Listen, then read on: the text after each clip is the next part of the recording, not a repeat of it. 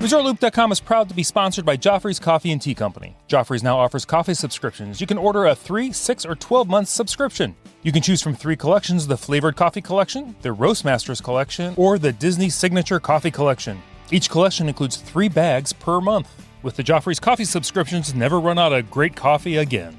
Learn more and order at Joffreys.com. Hey everybody, I'm going back into the vault for today's show. Just want to let you know, today we're going to talk about one of my previous shows, my top 6 favorite extinct attractions at Walt Disney World. Before we get into that, though, I want to make sure I send out a little shout out to our sponsors, Joffrey's Coffee and Tea Company. Go out and check them out over there. They've got some great new blends, including the Mickey Mouse blend. Fantastic. Love that coffee. Also, don't forget about our friend Victor over at DisneyAtYourDoorsteps.com. If you want to own your little piece of the magic over there near Disney, he's the one to call. That's our friend Victor. He's the one to call.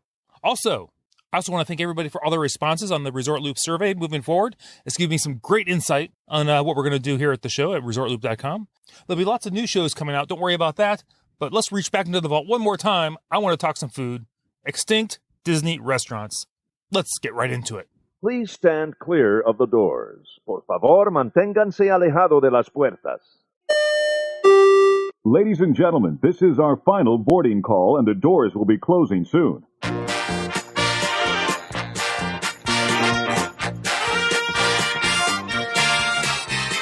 Hey everyone, thanks for joining me. I'm Tim Scott. Bob Collar is touring the country doing some massive research for ResortLoop.com and our friends at the Inside Track over at ResortLoop.com/support. Everyone, I decided this week I didn't want to skip a show. I'm just going to do a show here very similar to Syndrome from the first Incredibles movie. I'm going to be monologuing. And this is not going to be a terribly long show, but I had to come up with a topic that I could just talk about myself. So I'm going to talk about a personal list. This is going to be Tim Scott's top... What's on my list here? Top 6 extinct Walt Disney World restaurants. That's right. Everybody does their favorite extinct Walt Disney World attractions. I'm going to go with restaurants. Some dining experiences that may have changed or might not be at the parks or the resorts or anywhere at Walt Disney World right now. And some of these are dating back, I'm going to be honest, to the 80s. I know. 1, I'm old. 2, I appreciated the restaurants. 3, Disney food was still good back then. Although I will say, a little bit of a tangent here, culinarily, is that a good word there? The culinary world in the country, just as a general population, has evolved so much over just the past few years. With all the cooking shows and all the celebrity chefs, inspiring new celebrity chefs, inspiring new local chefs.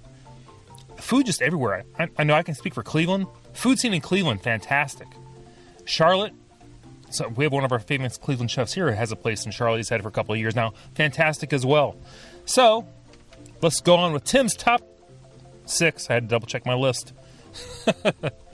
Top 6 extinct Walt Disney World restaurants. We're going to start with an honorable mention. So this is not actually part of the list, but it was one I thought of when I wrote it down because I loved one item on this menu. It was at the old Coral Isle Cafe. You're like, Tim, where is this Coral Isle Cafe? It was where the Kona Cafe is now at the Polynesian. Now, I will say, Kona, fantastic. And they've updated the area quite a bit. Beautiful, but there was one dish on the Coral Isle Cafe that was my favorite. It was kind of a seafood salad combination. It was called the Surfer. Love the salad. It's not quite there anymore. If they want to bring it back, please let me know. But that was honorable mention. Coral Isle Cafe, Polynesian Resort. Coming in at number 6, King Stephen's Banquet Hall. Now this is very similar to the honorable mention I just gave, mainly because it's of a couple dishes on the menu. I realized that King Stephen's Banquet Hall, which was inside Cinderella's castle, which is now Cinderella's royal table, back then, space pretty much identical. Everything was kind of identical. It still had that weird bathroom there, kind of split level on the steps. The tube elevator, which I still think is fantastic. You didn't have all the characters on there, but again, on the menu, and this was big at Disney World at the time, a lot of restaurants, mainly because it's easy to prepare, and you can upcharge a lot for it, was prime rib. Prime rib was everywhere, and I will say the prime rib at King Stephen's Banquet Hall in the Polynesian, fantastic. But I'm going to jump down to the dessert menu.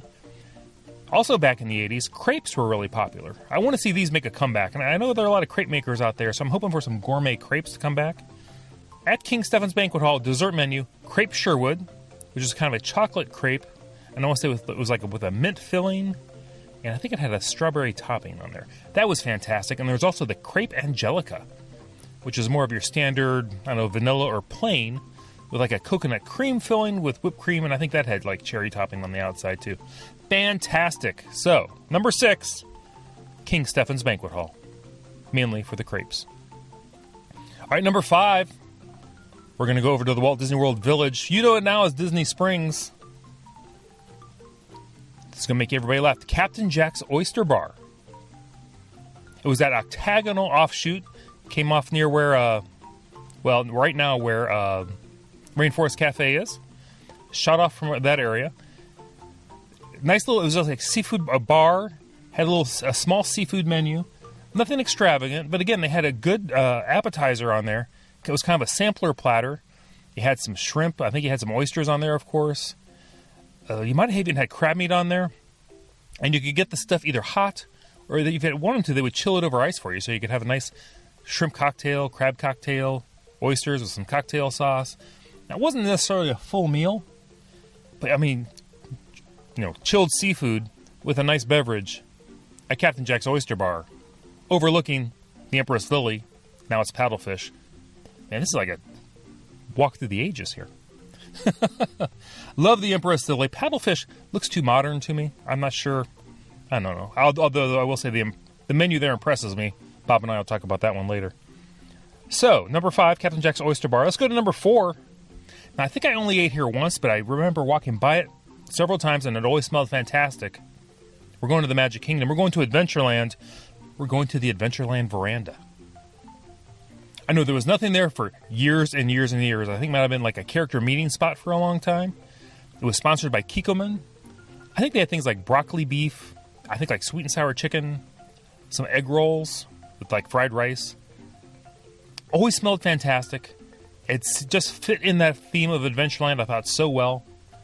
And since there was nothing there afterwards, it was kind of a bummer because, it seemed like such a great dining experience. It was more of a quick service place. I think you could go in and get a quick table, like a lot of the places there in the Magic Kingdom. It wasn't an extremely fancy place, but everybody seemed to love it. But I don't think it did the volume. So that one went away. So number 4 was the Adventureland Veranda. Number 3, I'm going back to Disney Springs / the Walt Disney World Village. And it is where the Rainforest Cafe is now. The Village Restaurant. Now, the Village Restaurant was just a nice, quiet, out-of-the-way. Remember, the Walt Disney World Village is nothing like Disney Springs is now. It did not have any of the hustle and bustle. It was not super crazy. Nice little shopping. Very similar to now, even though you got that whole new massive side where they have all those different national shops. These were all like the areas now. More local, highly specialized shops. It was just fun and cool to walk from shop to shop, seeing all the different things you could get. I know candles were big back then. There was a wine and spirit store that always seemed to do great business. Different clothing spots.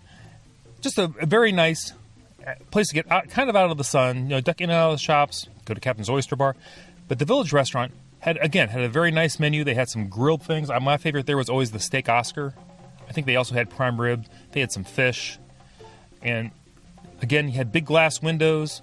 Again, you were looking out. You could see the Empress Lily over there. Just one of my favorite spots. We always made sure to get over that way. And the Village Restaurant is actually where the very first Chef Mickey's was. The very first Chef Mickey's, before it moved to the Contemporary, was at the Village Restaurant for a dining experience with Mickey Mouse and friends. Coming in at number 2, we're going to head over to Fort Wilderness. Now, this restaurant's still there. Everybody knows the Trail's End. But I'm going to say what the Trail's End doesn't have anymore that they had back in the day was make your own pizza. So if you after a long trip, trekking your RV down to Walt Disney World and setting it all up, nice little evening dinner. Maybe you didn't want to go into a park that night, even though, back then it was probably cost you like $30 or $40 a day for a ticket for for the theme parks. You could go Trail's End and you'd walk in, you get your little cafeteria style line, and you would just pick out your sides or your toppings for your pizza, put them on your tray. Maybe you get like a pitcher of probably Coke at the time.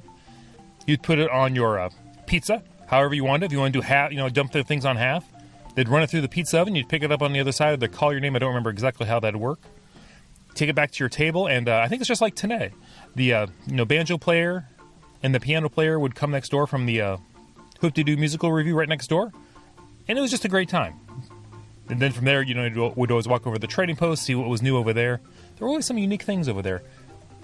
If you go over to the trading post, and you still happen to see, now this was a big thing back in the day where it's like a huge barrel or a huge jar of big dill pickles. I don't know if they still have that, or if they do. If anybody's been there, let me know. I'm just curious. Don't have the RV anymore. Haven't RV'd in a super long time, so I don't get over there nearly as much as I should. And when I do, I have not thought to check for the dill pickle. I will say, tangent alert, back in the day in the 80s, there were no ice cream spots. They were very hard to find. One of the closest ice cream spots, if you want to get an ice cream cone, was the Howard Johnson's over on Hotel Boulevard. Again, over by the Walt Disney World Village, which is now, Disney Hotel Boulevard, or Hotel Boulevard over that way. And now I think it's the Holiday Inn. I think. Don't hold me to that one. But if you wanted ice cream, you had very limited choices over at Disney World. The only other place I knew of to get ice cream quickly over at the trading posts, because we actually did this from the Contemporary. Go over there, you get a half gallon of ice cream. I think it might have been pints. I believe it was Lady Borden, because you had the little see-through window on the top so you could see what the flavor was. So I'm sorry, I'm rambling on about pizza and ice cream, which is, if I'm going to ramble about something, one, it'll be food. Two, it could be ice cream. Coming in at that was number 2. Number 1, this is going to be shocking to a lot of people. The old Top of the World. I'm not talking the Top of the World lounge at the top of Bay Lake Tower. I'm talking the Top of the World at the top of the Contemporary Resort Hotel. You're like, Tim, the California Grill's there, and it reset the standard for Disney dining. That is absolutely true. California Grill is fantastic. Here's the thing about Top of the World. They had good food back in the time. Again, it was like, back in the 80s, 70s and 80s food. Your standard steaks, prime rib, fish.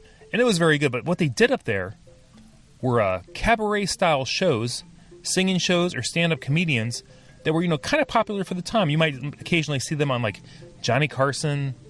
Who else was big back then? Johnny Carson was, like, the big one.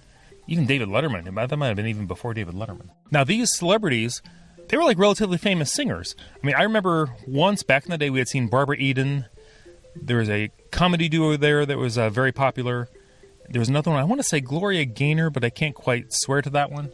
Because, again, this was like the late 70s. I was just a young buck back then. I don't even know if that's the appropriate term. But I think this could be a great concept for today. There are so many, this is going to sound awful, minor celebrities and entertainers out there from all the TV shows. You figure, all your American Idols, all your, people from The Voice, Comic Last Standing. You could easily do dining packages with a nice dinner, with a nice show. These are shows you had to dress up for. It's one of the few things at Disney World. I mean, today it's like, I think Victoria and Albert's. That might be the only one where you're required to wear a jacket and tie. But here you had to dress up. It was a nice little, it's kind of like a formal night on a cruise. Since we don't dress up a whole lot at home, it's kind of nice to go out, dress up, go out and see a show, go out and see somebody, relatively famous, somebody you've seen on TV. I know that, like the Candlelight Processional, you have celebrity narrators in there. But this is a much more intimate setting. So I gotta think you could find easily somebody from any one of these reality, entertainment type shows to come in, entertain, put them up for a few nights in a Disney hotel room, give them some theme park tickets, have them perform a little show. Again, you're at Disney. You could have some high-powered guests in the audience. Maybe give these people some more PR. Help them evolve in their craft. Maybe become even more famous. There's a bunch of people that have become famous through Disney programs. Remember that little group, the Mickey Mouse Club, had Justin Timberlake, Christina Aguilera. Who's the other one? Britney Spears, a whole bunch of people. But anyway, I digest because I'm talking about food. Anyway, let's wrap this up. Let's conclude with a summary of my list for the top 6 Walt Disney World extinct restaurants. Coming in at number 6, King Stephen's Banquet Hall. Number 5, Captain Jack's Oyster Bar. Number 4, the Adventureland Veranda. Number 3, the Village Restaurant. Number 2, the Trail's End, mainly because of the make-your-own pizza, although it's still there, but I miss the make-your-own pizza. Number 1, top of the world. I don't know if you agree or disagree with any of these things, but I would love to hear what you have to say. Let's take this conversation over to Facebook, over at Resort Loop Live. Join us over there at Facebook. If you're not a member of the group, just ask us. We just check out to make sure you're not a spammer and you're actually a real person. We'll approve you right away. We can get to talking. Everybody, let's hope Bob's having safe travels. And I guess I'll wrap up the show here. I usually wait till I hear that's all I got, so that's how I know to wrap the show. So hopefully that's all I have. Tim Scott, Facebook, Twitter, the website, ResortLoop.com. If you'd like to help support the show, join us over at ResortLoop.com/support. That'll lead you over to our Patreon page, and you can see what's going on over there. And if you'd like to book a trip, Bob and I would be thrilled to help you over at ResortLoopTravel.com. Everybody, thanks for listening. I hope this hasn't gone on too painful for you, but I can't imagine it's less painful with Bob Collar in the room. Anyway, I'm Tim Scott. Thanks for listening, and remember, go out there and share the gateway to the magic. See you, everybody.